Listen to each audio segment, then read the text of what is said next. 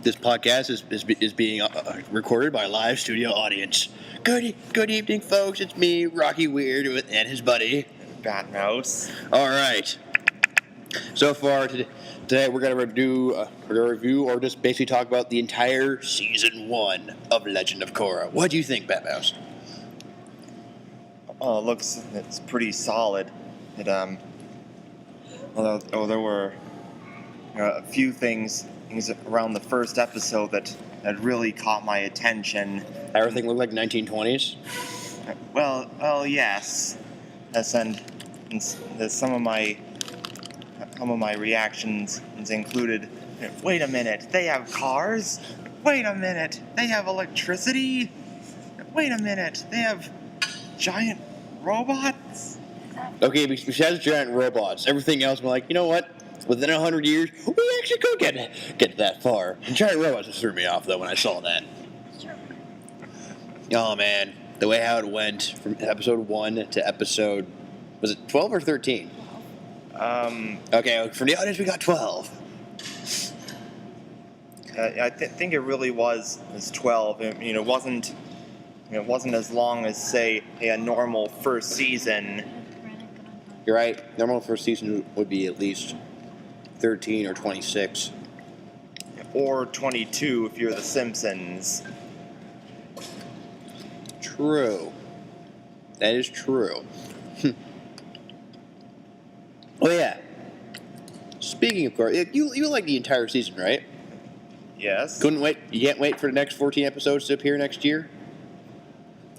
I could wait if it's that good. Well, I have good news for you, buddy, because I found out from Wikipedia, it's actually brilliant going on there, that apparently since the first 12 episodes were so good, they're gonna make another season. They're gonna make a season 2. And by that I mean that within 12 to 14 episodes, it's gonna be like half a season. So far, the next 14 episodes is gonna be half a season, and we're gonna get 2 more books, as they're gonna say, but really that's all of season 2. So instead of getting at least 226 episodes, I think I could be wrong. We're getting 52. Wow. Which now I'm just curious of what they're gonna call the books, because I know the first one's called Air, which I found like a continuation from the previous show. The next one's gonna be called Spirits. What are they gonna call the other 2? I have no idea. All right. Anyway, besides that little spoiler and fans are going, woo, who haven't heard the news. Who's your favorite character from the entire first season? I'd have to say, Korra herself, because it really is a fascinating character. Like, it seemed.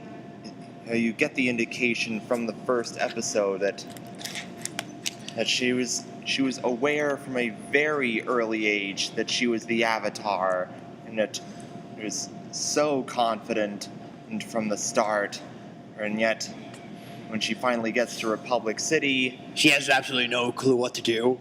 Yeah.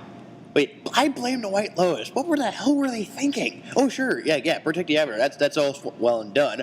But keeping her cooped up for at least 17 years? What's up with that? Yeah, I mean, Aang traveled the world before then. Yeah, and he turned out okay, I guess. But, okay, besides Korra, my favorite character will have to be Lin Beifong. She's badass. She knows how the way things work in Republic City, and she's basically, and I think this is a good analogy, a superpowered Commissioner Gordon.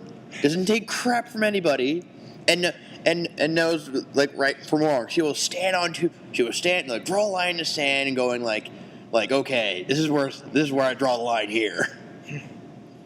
Like, she won't do backflips like everyone else when the Avatar arrives. I love the episode, she actually goes up to her face and actually says, "You don't even deserve this party. I don't know why you're even throwing you one." Okay, I want least favorite character. I'm not sure. My least favorite character, I'm gonna have to say, it would be General Iroh. Sole reason why, he sounds like a really good character. I want to know more about him, but I hate the voice acting. Sorry, I forget his name, but sorry for the guy who played Zuko. You're great playing Zuko. You mean Dante Bosco? Yeah, sorry, Dante. You're great playing Zuko, but I can't. We needed someone older to play Iroh. I'm sorry. Your voice just sounds too teenager. That guy looks like he was in his 20s to 30s. Even though Bosco must be already in his 30s. Yeah, he still has the voice of a teenager, which amazes me. No offense to Dante, I love his work. I actually have seen him in that movie Hook. It's a good movie. But all right, now back on to Korra. What do you think of the villain? You mean Amon? Yeah. And his chi blockers and equalists. They were. That wasn't very unique, although I have to say his costume somewhat reminded me of Doctor Doom. Just the hood and the mask, mostly. And it was played by Steve Bloom, yeah. Get a good voice actor playing the bad guy. Plus his methods were pretty threatening. And extreme. It's non-benders have equal rights. So let's make everyone non-benders. I'm and I was surprised when I saw that. Holy crap, he takes away bending. And I'm thinking he must be doing something wrong. He's like Scar from Full Metal, goes halfway through and just does that. Yeah. But I was surprised when you find out his origins. And spoiler for the audience, so that his real name is Noah Talk, and he was really a waterbender. Or bloodbender. Well, same thing. I'm just it's so wait, that's how he's doing it? He's bloodbending it away? That's even creepier than how Aang does it. And that the whole there's everything somewhat connects kind of thing. That was pretty cool. What do you think of the game Pro Bending? Really intense, really action-packed. And it has a good joke in there or two. When Bolin gets distracted and after eating a bunch of noodles before a game, it's he just lost his noodles. Literally. This reminds me, this is brought to you by Flamio's Noodles. Noodliest noodles in all the Republic. After I heard that, I laughed so hard. I still laugh every time I hear that on video. Man, that was funny. What do you think of Mako and Yeah, they seemed funny and charming, and I thought they laid on pretty thick. That's okay, here's Korra's love interest. What, you mean they lay on the jokes thick, or the cliches? I'm gonna say both, jokes and cliches. You can usually tell the cliches a second episode. She finds a love interest. That soon? Really? Or she finds her comic relief. Yes, Bolin, the new Sokka of the show. Oh man. Although I would say Bolin has to be also my second favorite. It seems weird that he's better. I just love him because he's comic relief. He's comedy, but sometimes he's the audience interest. The audience half the time, what their reaction is. Well, if they knew nothing of the episode. But yeah. Okay, how about the last? Let's talk about the last few episodes. If you want. Let's see. What I found funny is that they bring back those old World War I planes. What? You didn't see the editing? Oh shoot! You shouldn't spoil that much. Oops. No, yeah, there are World War I planes, and you see Bolin going, How does your dad come up with these crazy machines? I shouldn't spoil the last few episodes because apparently not everyone has seen it here. My bad. I'll probably say some more probably after another video. But other than that, the entire series is good. I will literally wait till next June when it actually comes, when they bring the next 14, because apparently they just finished writing it like a few months ago, and now they're just getting voice actor work. Animation's got to take a long time because most of us in this room here are actually animators or animators in training, making crappy animation. I know it's me. Sorry, audience is back like, sorry. Audience is going, sorry. Anyway, yeah. For those who haven't watched it, go. Sorry for the spoilers. Go see episode 1. It is all through all 12 episodes. It's really good. I can't really cry, but I actually felt really emotional seeing like all the sad endings, even in the final episodes. I won't spoil how I will spoil this though. Next season, new villain.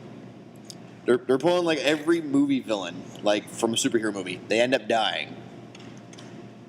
What?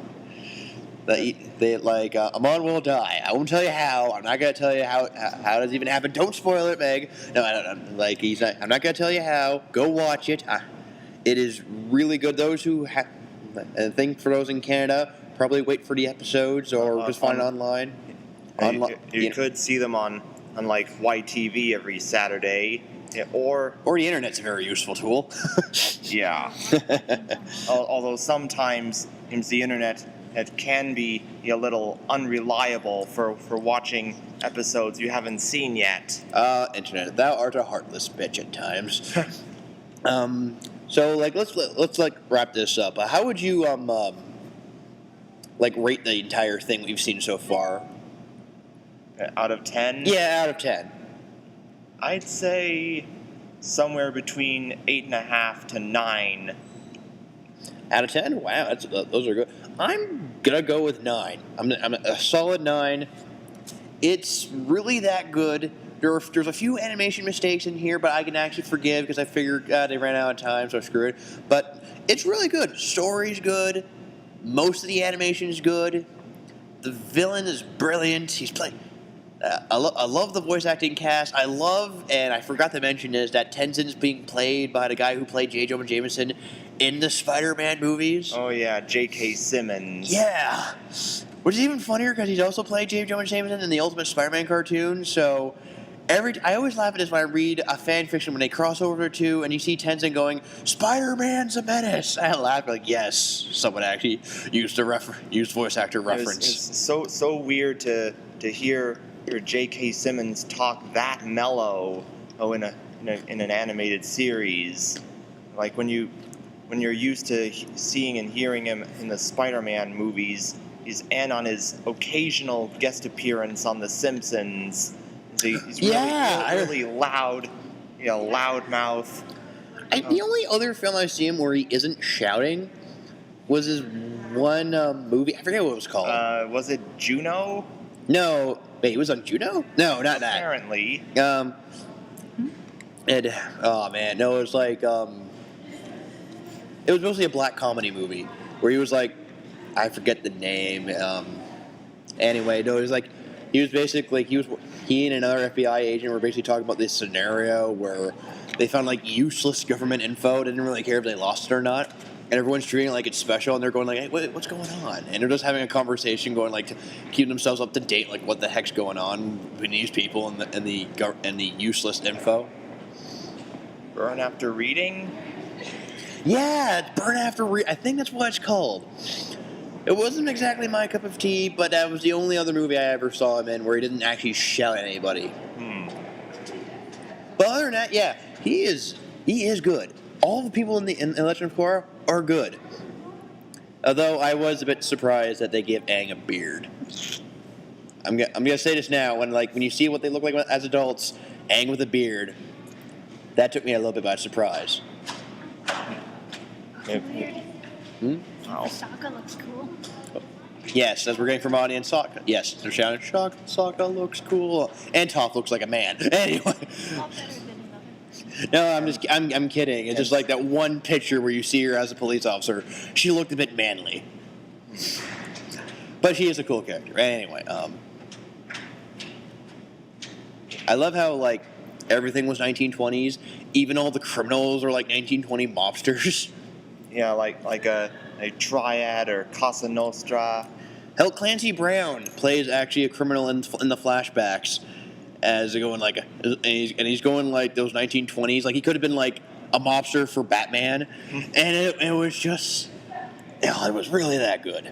Speaking of Batman, and the Amon kind of reminded me of Bane from the most recent Batman movie, and recently although this is a kid's show, he's not gonna go that dark like Bane. And I even saw an AMV on YouTube where clips to Amon and are set to Bane's theme called Dishi Bashara. I have to watch that. All right, let's wrap this up. This has been a good review / talk about the show. I'm Rocky Weird, and I'm Batmouse, and we will see you or talk to you guys next time. We'll sign off and enjoy. See ya. See us. Oh yeah.